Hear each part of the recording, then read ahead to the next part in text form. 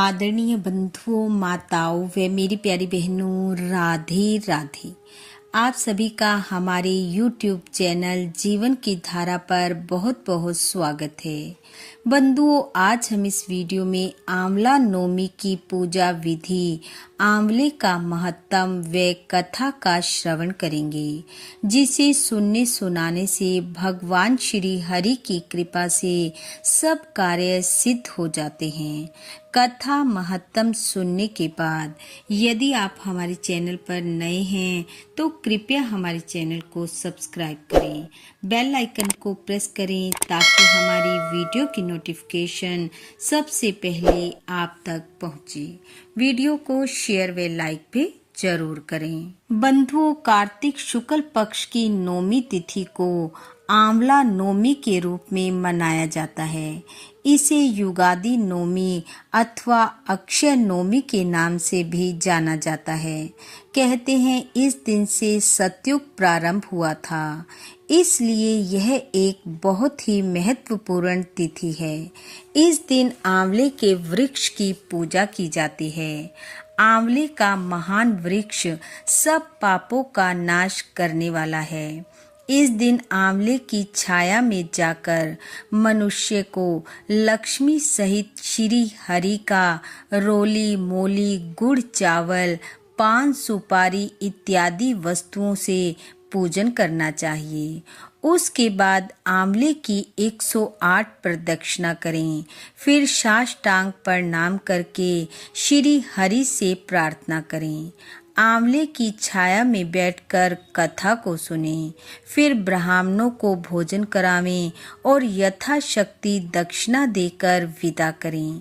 ब्राह्मणों के संतुष्ट होने पर मोक्षदायक श्री हरि अत्यंत प्रसन्न होते हैं और फिर स्वयं ही आंवले की छाया में भोजन खाएं। जो मनुष्य कार्तिक मास में आंवले के वन में भगवान श्री हरि की पूजा तथा आंवले की छाया में भोजन करता है, उसका समस्त पाप नष्ट हो जाता है। आंवले की छाया में वह जो भी पुण्य करता है वह कोटि गुना हो जाता है। प्राचीन काल की बात है, कावेरी के उत्तर तट पर देव शर्मा नाम से विख्यात एक श्रेष्ठ ब्राह्मण थे, जो वेद वेदांगों को जानने वाले थे। उनके एक पुत्र हुआ जो बड़ा दुराचारी निकला। पिता ने उसे हित की बात बताते हुए कहा, बेटा, इस समय कार्तिक का महीना चल रहा है, जो भगवान विष्णु को बहुत ही प्रिय है। तुम इसमें स्नान दान व्रत और नियमों का पालन करो। तुलसी के फूल सहित भगवान विष्णु की पूजा करो, आंवले की पूजा करो, भगवान के लिए दीप दान नमस्कार तथा प्रदक्षिणा करो। पिता की यह बात सुनकर वह दुरात्मा पुत्र क्रोध से जल उठा और उसके होंठ फड़कने लगे। उसने पिता की निंदा करते हुए कहा, हे तात, मैं कार्तिक में पुण्य संग्रह नहीं करूंगा।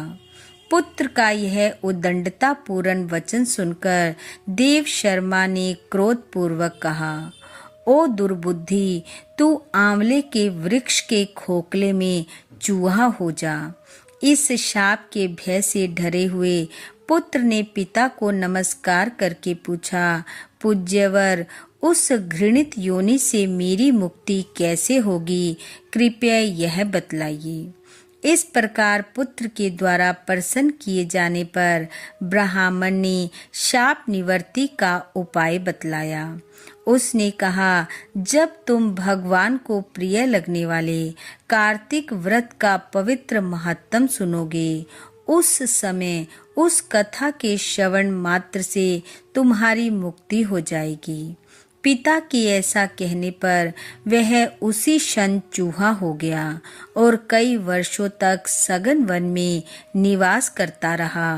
एक दिन कार्तिक मास में विश्वामित्र जी अपने शिष्यों के साथ उधर आ निकले और नदी में स्नान करके भगवान की पूजा करने के पश्चात आंवले की छाया में बैठे। वहां बैठकर वे अपने शिष्यों को कार्तिक मास का महत्व सुनाने लगे। उसी समय एक दुराचारी व्याध शिकार खेलता हुआ वहां पर आया। वह प्राणियों की हत्या करने वाला था। ऋषियों को देखकर उन्हें भी मार डालने की इच्छा करने लगा, परंतु उन महात्माओं के दर्शन से उसके भीतर सुबुद्धि जाग उठी।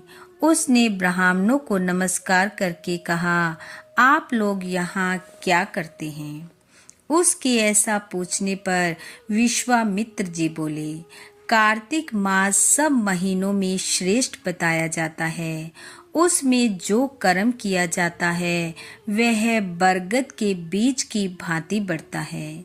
जो कार्तिक मास में स्नान, दान और तुलसी व आंवले की पूजन करके ब्राह्मण भोजन कराता है, उसका वह पुण्य अक्षय फल देने वाला होता है। व्याध की प्रेरणा से विश्वामित्र जी के कहे हुए इस धर्म को सुनकर वह शाप भ्रष्ट ब्राह्मण कुमार चूहे का शरीर छोड़कर तत्काल दिव्य देह से युक्त हो गया और विश्वामित्र को प्रणाम करके अपना वृत्तांत निवेदन कर ऋषि की आज्ञा ले विमान पर बैठकर स्वर्ग को चला गया।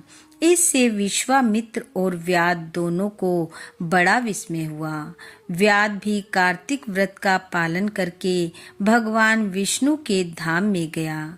इसलिए कार्तिक में सब प्रकार से प्रयत्न करके आंवले की छाया में बैठकर भगवान श्री हरि के सम्मुख कथा श्रवण करें। जो ब्राह्मण कार्तिक मास में आंवले और तुलसी की माला धारण करता है उसे अनंत पुण्यों की प्राप्ति होती है। जो मनुष्य आंवले की छाया में बैठकर दीप माला समर्पित करता है उसको अनंत पुण्य प्राप्त होता है। विशेष तौर पर तुलसी वृक्ष के नीचे श्री राधा और श्याम सुंदर भगवान श्री कृष्ण की पूजा करनी चाहिए। तुलसी के अभाव में यह शुभ पूजा आंवले के नीचे करनी चाहिए। जो आंवले की छाया के नीचे कार्तिक में ब्राह्मण दंपत्ति को एक बार भी भोजन देकर स्वयं भोजन करता है वह अन्न दोष से मुक्त हो जाता है। लक्ष्मी प्राप्ति की इच्छा रखने वाला मनुष्य सदा आंवलों से स्नान करे। विशेष तौर पर एकादशी तिथि को आंवले से स्नान करने पर भगवान विष्णु संतुष्ट होते हैं। नौमी, अमावस्या, सप्तमी, संक्रांति, रविवार, चंद्र ग्रहण और सूर्य ग्रहण के दिन आंवले से स्नान नहीं करना चाहिए। जो मनुष्य आंवले की छाया में बैठकर पिंड दान करता है उसके पितृ भगवान विष्णु के आशीर्वाद से मोक्ष को प्राप्त होते हैं।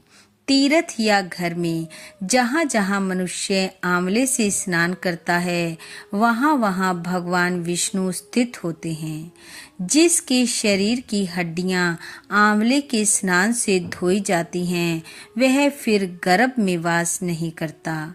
जिनके सिर के बाल आंवला मिश्रित जल से रंगे जाते हैं वे मनुष्य कलयुग के दोषों का नाश करके भगवान विष्णु को प्राप्त होते हैं।